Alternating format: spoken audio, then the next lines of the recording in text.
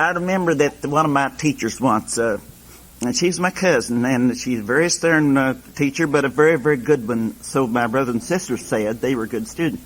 But she never could do anything with me. I wanted to sit and stare out the window all the time at the big cliffs where it had holes in it.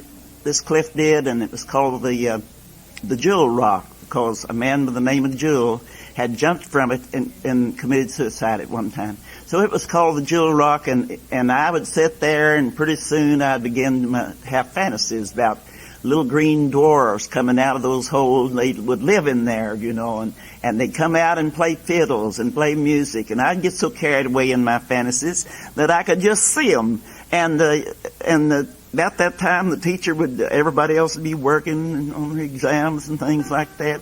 There wasn't very many of us, 3 or 4 families. Well, she'd come along and peck me on the head with a switch, slip up behind me, to draw my mind back to my studies, you see. And so I let on like I was studying for a while, and pretty soon I wanted my little fiddlers back out. And then I started staring out the window again, and Mama sent my daddy to her to ask what was wrong with Lily Mae, that she's bringing home a bad report card all the time. And so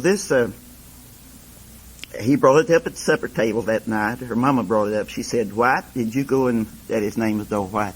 Said, "White, did you ask Nellie today what's wrong with Lily Mae? Why is she not doing any better?" And she said, "Well, that I was just absent-minded."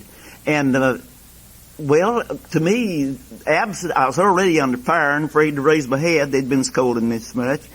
I thought absent meant gone. I couldn't, we'd never used that term that I could remember, absent-minded. So I thought, well, I ain't got no mind, And that woman liked to ruin my life for a while. I was afraid to ask anybody. I was afraid to say a word.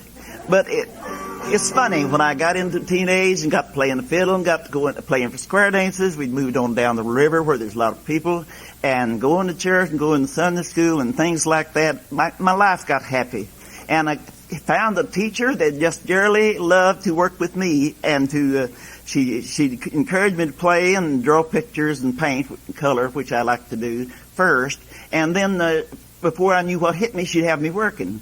And then when they had a school fair at the other end of the county seat of Stanton, that was in Powell County.